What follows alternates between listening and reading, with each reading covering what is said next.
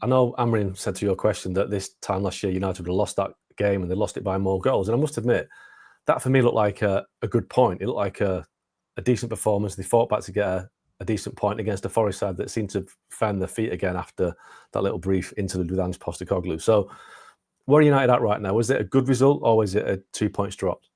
No, I mean, obviously Amorim afterwards is going to say it's 2 points drop because, it's a game that they've drawn after taking a lead. But I think the big step forward for him is that it looked like a game that they would have lost last season. And actually, the answer to it, the answer that he gave was that not only would we have lost that game last year, we would have lost it by even more goals, which I thought was quite telling. And it did have that feeling about it, especially when Forest scored twice in 90 seconds. If that had happened last season, United would have lost by 3 or 4, I would have thought. But, they had the kind of resilience to get back into it. They score a really good equaliser through Ahmad, had a chance to win it at the end.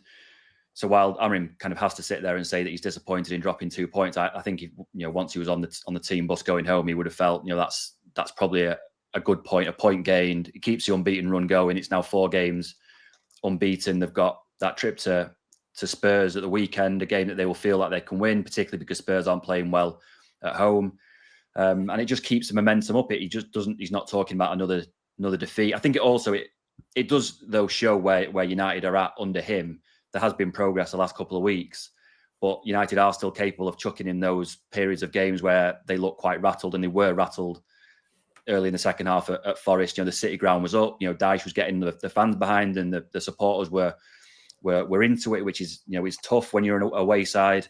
Also, you've got situations again parts of the game that highlight that this isn't the squad that Amorim really wants. Ahmad scores a great equaliser and is probably United's best right wing back at the moment, but the first goal comes from Morgan Gibbs-White just peeling off onto Ahmad at the back post and bulldozing a header in the net because Ahmad's so small. Amorim is doing his best, I think, with the players he's got available, and that's why I think he needs January if you can get players in. Probably needs next summer to get more players in, and then you can really start to see and judge him on his team. I think now it's still round pegs in square holes a little bit. Rob, it was Jamie Carragher who said, "Leave the football before the football leaves you," about Casemiro. I mean, it was such a damning line, but has he been one of United's better players this season? And also, I noticed a couple of weeks ago, I think you did a story about that they could potentially extend his contract. I mean, is that realistic? What's the sort of story behind the story there? Do you think there's a chance that they could actually commit his future beyond next summer? Yeah, I mean, he's certainly important, or has been important this season. Before the Forest game, there was a stat that did the rounds that United had conceded 16 goals in all competitions, and Casemiro had been off the pitch for 13 of those. So while he'd been on the pitch, they'd only conceded 3 goals. Now, obviously, there are other factors around that, but it is quite a telling stat. And it was even more evident during the Brighton game in that United were winning 3-0. They were absolutely cruising. Casemiro had played really well. Casemiro suddenly comes off. Brighton get on the front foot a little bit and score twice and could have maybe nicked a point if it had gone differently. And he did the same again. He just looked really kind of comfortable at Forest. The problem that Amorim has got with Casemiro at the moment is that he probably hasn't got the legs to get through 90 minutes every week. And when he comes off, you have to put on Mainu or Ugarte. And I don't think Amorim particularly trusts either of those. So he's kind of having to nurse Casemiro through games because he's so important. In terms of his contract, he's out of contract at the end of this season. He's one of United's highest paid players, probably United's highest paid player now that Rashford has gone. There is an option to extend his contract by a year, one of those trigger options that United have, but they would have to do it on the same wages. And United have said repeatedly that they're trying to bring the wage bill down. That's why they wanted to get rid of Rashford. David De Gea was one of them. Rafael Varane, another high earner that they let go on a free. So as things stand right now, he is going to leave. But I think if Casemiro, who apparently is quite settled in Manchester, if he showed a willingness to renegotiate his contract, take what would be quite a significant wage reduction, which obviously that would be something for him, I think United would be quite keen on that. Now, the problem is that a club in Saudi maybe comes in and says, well, here's this many millions a year. And when you're faced with that kind of decision, it's a tough one for Casemiro. Do you stay at the top level in the Premier League on a reduced wage, or do you go to Saudi Arabia and basically make sure that you don't ever have to earn another penny ever again? It's a tough one, but I think right now Casemiro is certainly Amorim's most important central midfielder. He doesn't trust the other two in Mainu and Agate, and I think he would quite like him to stay if the right terms can be agreed.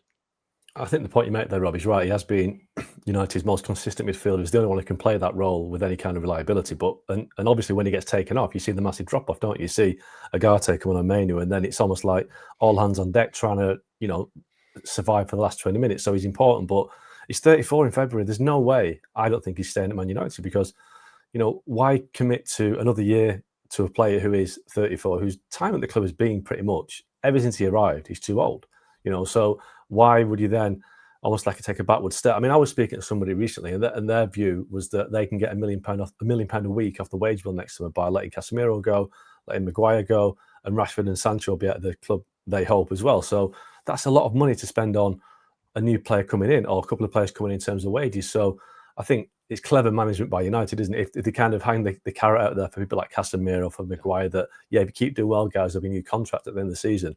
The alternative is to say, no, we're not going to keep them. And then all of a sudden it's like, well, if you're not going to keep me, then why am I busting a gut every week? So I don't think Casemiro can have a future at United if United are serious about where they want to go. Next summer, they have to bring in two proper midfielders, two midfielders who can get around the pitch, who can, they're not going to get a Caicedo, but they need a Caicedo, they need a Declan Rice. And they've had the opportunity to get both of those players in recent years and for whatever reason decided not to pursue it. So that's on them. They have to find the next Caicedo, the next Declan Rice, to get themselves where they want to be. And I don't think Casemiro can be part of that future, despite the fact that, Kobe Mainoo doesn't have much of a future either.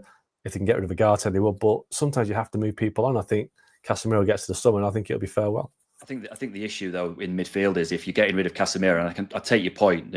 Right now he is going to leave on a free transfer. It would take a certain set of circumstances for him to stay, but you lose Casemiro. Amorim clearly doesn't fancy Mainu. He clearly doesn't fancy Agate. If you lose three of those, you need three central midfielders, and that's a lot of business to do in one summer. It's all very well saying like we want Baleba or we want Adam Wharton or someone like that, a £100 million player to come in, but you also need the depth. And I think that if Mainu does leave in January, which is a possibility, I think it's probably more likely that he goes next summer because United need players, and say Agate goes because he's just not playing games, that maybe Amorim in the club would look at it and say, well, if Casemiro is going to take a hefty wage cut, we would rather have someone in the squad who's maybe not going to play 60 games, but could play 30, 35, 40 on reduced wages. And we know that he can do the job that Amorim wants, even at 34 years old. That's a better bet than sticking with someone like Mainu and Agate, who right now, Amorim just doesn't seem to want to play him. And it was really telling on Saturday at Forest that when he's talking about, energy, and you could see the energy of the players dropping and still didn't put Mainu on. Now, that is really quite telling, I think, for his future. And I just think that when the club look at the squad as a whole, if there was a possibility maybe of getting, and I'm not saying that you keep him on 400 grand a week, but maybe you can get him on half that or even less, and it's really incentivized, and there are bonuses for games, all that kind of thing. If he's someone that Amorim knows he can trust, that is an awful lot better than having two lads in there in your squad who you just don't fancy putting on in really testing circumstances. Just one last question on United, Rob, before we move on to the next bit. But what are they going to do when Brian Mbeumo and Amad Diallo go away for the African nations, as well as Nussim Mazraoui? Because obviously Mbeumo and Amad have become a really big part of that new attacking unit. Yeah. We're talking about the depth. They haven't got the depth, have they? Because Joshua Zirkzee comes in, hasn't been playing at all, not very good.